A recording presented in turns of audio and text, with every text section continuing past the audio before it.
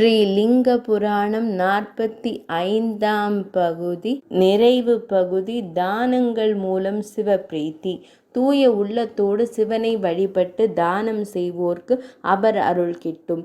பரமனுக்கு பிரீத்தியாக மன்னன் அளிக்க வேண்டிய தானங்கள் 16 ஆகும். அவை பின்வருமாறு. இரண்ய அசுவதானம் 108 அல்லது 1008 கழஞ்சு பொன்னால் அழகிய குதிரை செய்து அதற்கு வெள்ளியால் முகப்படாமும் கால் குழம்புகளுக்கு பட்டயமும் கட்டி மலர் மாலைகளால் அலங்கரித்து ஒரு மண்டபத்தின் நடுவே உள்ள மேடையில் வைத்து முறைப்படி அர்ச்சித்து பூஜை செய்து ஒழுக்கமான அந்தணனை வருவித்து ஆசனத்தில் இருத்தி சகல உபச்சாரங்களும் செய்து பூஜித்து வழிபட்டு வணங்கி பொன் குதிரையுடன் 5 கழஞ்சு பொன் தட்சணையும் சேர்த்து தர வேண்டும். இரண்ய கர்ப்பதானம் மண்டபம் அமைத்து அதன் நடுவில் 1000 கழஞ்சு பொன்னாலான கலசத்தை அமைத்து அதன் மீது 500 கழஞ்சு பொன்னாலான மூடியை அமைக்க வேண்டும். உளுந்தை கீழே பரப்பி அதன் மீது கலசத்தை வைத்து அதனை அரி அயன் அரண் உமையாகவும் 24 தத்துவங்களாகவும் நினைத்து 26வது தத்துவமாக அதன் மூடியை எண்ணி கலசத்தில் பஞ்சகவ்யம் விட்டு மூடிவிட வேண்டும். பின்னர் ஹோமகுண்டத்தில் பஞ்ச பிரம்ம மந்திரத்தால் ஹோமம் செய்து தக்காரை கொண்டு விருப்புடன் செய்ய வேண்டும். தன்னை 25ஆம் தத்துவமாய் விளங்கும் புருஷனாய் நினைத்து கலசத்தை தொட்டு கிழக்கு நோக்கி அமர்ந்து சிவகாயத்ரியை ஜபிக்க வேண்டும். மறுநாள் காலை புனித நீராடி புரோகிதரை கொண்டு அக்கலசத்திற்கு கர்ப்பதானம் சீமந்தம் செய்வித்து அதன் வலப்புறம் அத்திப்பழச்சாற்றை பிழிந்திட வேண்டும். அந்தணர்களுக்கு அறுசுவை உண்டி அளிக்க வேண்டும். 30 கழஞ்சு பொன்னால் செய்யப்பட்ட பாவையையும் 100 கழஞ்சு பொன்னும் புரோகிதருக்கு அளிக்க வேண்டும். மற்றவர்களுக்கு 10 கழஞ்சு பொன் தட்சிணை அளிக்க வேண்டும். இரண்ய கன்னிகா தானம் அரசன் ஒரு சிறந்த மறை குலத்தில் பிறந்த பெண்ணை தன் பெண்ணாக பாவித்து மறைகள் கற்று தேர்ந்த உத்தம வேதியர் குல பிரம்மச்சாரிக்கு கன்னிகா தானம் செய்து வைக்க வேண்டும்.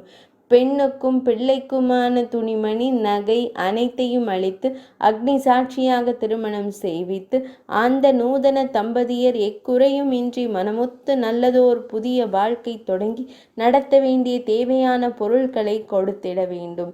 இரண்ய ரிஷபதானம் 1000 அல்லது 100 கழஞ்சு பொன்னில் ஒரு ரிஷபம் செய்து கொம்புகளுக்கு வெள்ளி கவசம், வாலில் எழுத்துக்கள், கழுத்தில் பத்மராகம், உடலில் கோமேதகம் ஆகியவற்றை ஒளி சிந்த பதித்து மண்டபத்தின் நடுவில் வைத்து பூஜை செய்ய வேண்டும்.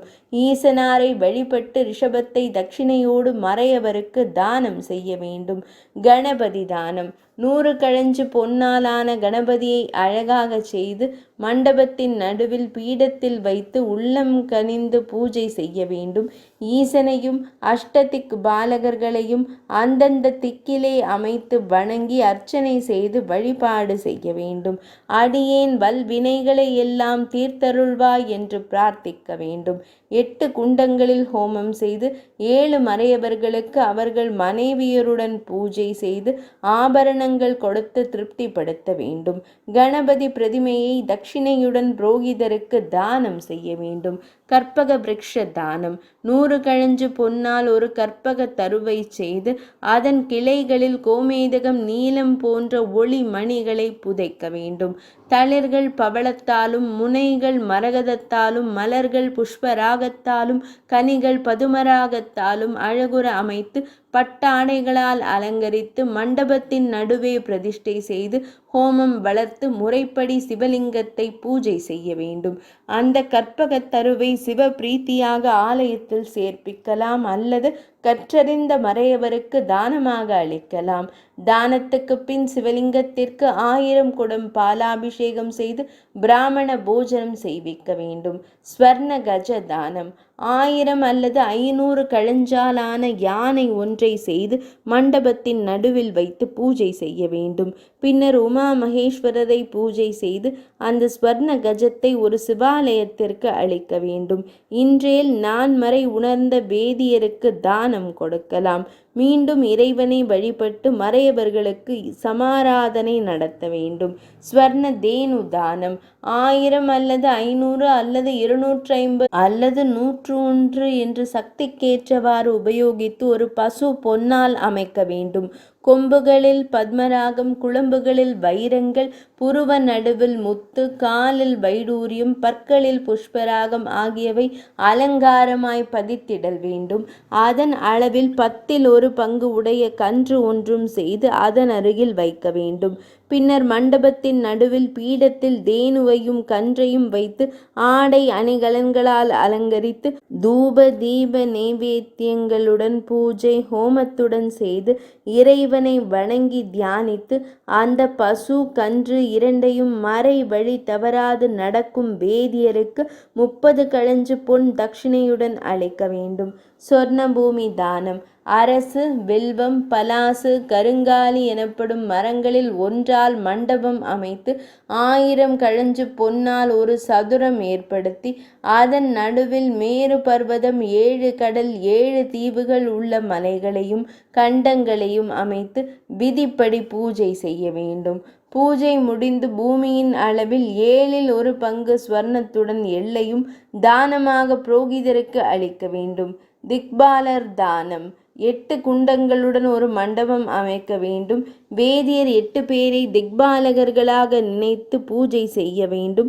அவர்களுக்கு நடுவே ஈசனை லிங்கத்தில் ஆவாகனம் செய்து பூஜை செய்ய வேண்டும். திக்பாலகர்களுடைய மந்திரத்தால் ஹோமம் விதிப்படி செய்ய வேண்டும். ஒவ்வொருவருக்கும் 10 களஞ்சு பொன்னால் ஆன விமானமும் 10 களஞ்சு தட்சிணையும் கொடுத்து மறையவர்களை கௌரவிக்க வேண்டும். தங்கள் வெவ்வினைகள் நீங்கிட பிரார்த்தித்து கொள்ள வேண்டும். மறுபடியும் சிவபூஜை செய்து அந்தணர்களுக்கு அமுதளிக்க வேண்டும். தில பத்ம தானம் இதில் எள்ளும் தாமரையும் இருப்பதால் இந்த தானம் இப்பெயர் பெற்றது. தூய இடத்தில் பசுஞ்சாணத்தால் மெழுகி வெள்ளைப்பட்டை விரித்து அதன் மீது 3 கல அளவு எள்ளை குவிக்க வேண்டும். அதன் நடுவே 3 களஞ்சு பொன்னால் உமையின் பிரதிமையை செய்து பிரதிஷ்டை செய்ய வேண்டும். பிறகு உமா மகேஸ்வரரை முறைப்படி பூஜை செய்து அந்தணருக்கு எள்ளுடன் பொற்றாமரையையும் உமையவள் பிரதிமையையும் தட்சிணையுடன் தானம் செய்ய வேண்டும். தில பர்வத தானம் திலம் எள், பர்வதம் மலை. எள்ளை மலை போல் குவித்து வைத்து பூஜைக்கு பின் தானம் செய்வதால் இதற்கு இப்பெயர் வந்தது. 10 ஜான் அளவு தண்டம் மண்டப நடுவில் ஏற்பாடு செய்து அது முற்றிலும் மறையுமாறும் அதற்கு மேலும் அதற்கு குறைவாகவும் எள்ளை குவித்து அதன் மீது எந்திரம் வரைந்து புத்தாடையால் மூடி தும்பை பூ வைத்து அதன் மீது ஈசன் பள்ளி கொள்வதாக எண்ணி ருத்ரரை பிரதிஷ்டை செய்து பக்தியுடன் பூஜை செய்ய வேண்டும். பின்னர் மறையோருக்கும் புரோகிதருக்கும் தட்சிணை வழங்கி தில பர்வத தானம் தர வேண்டும். துலா புருஷ தானம் பூஜை ஜபம் ஆகியவை அனைத்தும் பூர்ணாகுதியோடு முடிவு பெற்ற பிறகு வேதியர்கள் மறைகள் கொண்டு ஆசீர்வதிக்க வாத்தியங்கள் முழங்க சர்வ அலங்காரங்களுடன் கிழக்கு முகமாக ஒரு தட்டிலே மன்னன் அமர வேண்டும். மற்றொரு தட்டில் மன்னன் எடைக்கு பொன்னை வைத்து அதனை அந்தணர்களுக்கு தானமாக வழங்க வேண்டும். புரோகிதருக்கு 100 களஞ்சு பொன்னும் மறையவர்களுக்கு தலா 10 களஞ்சு பொன்னும் கொடுத்து கௌரவிக்க வேண்டும். சிறை கைதிகளை விடுவிக்க வேண்டும்.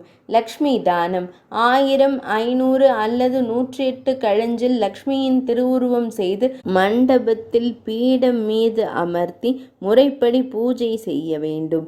திருமகளுக்கு தெற்கில் திருமாலை ஆவாகனம் செய்து இருவரையும் பூஜை செய்ய வேண்டும். பின்னர் அப்பிரதிமையை அன்புடன் கையில் தாங்கி அதில் இருப்பதில் 1 பங்கு பொன் சேர்த்து நான்மறைகள் கற்றுணர்ந்து அற வழி பிழைவாது நடக்கும் அந்தணருக்கு தானம் செய்ய வேண்டும். பசுக்கள் 1000 தானம் 1000 பசுக்களையும் கன்றுடன் கொண்டு வந்து கொம்பு முகம் கழுத்திற்கு 101 களஞ்சு பொன்னால் அணிகள் செய்து அணிவிக்க வேண்டும். கால்களில் குழம்புகளுக்கு வெள்ளியில் பட்டை கட்டி மாலைகளால் அலங்கரித்து அவற்றை விதிப்படி பூஜை செய்து பசு ஒன்றிற்கு 10 களஞ்சு பொன் தட்சிணையோடு 1000 வேதியர்களுக்கு தானம் செய்ய வேண்டும். விஷ்ணு பிம்ப தானம் எல்லா தானங்களிலும் உயர்ந்தது இதுவாகும்.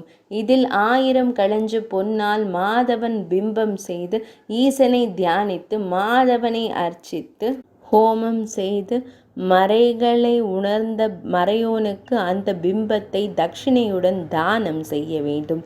லிங்க புராணம் நிறைவடைந்தது.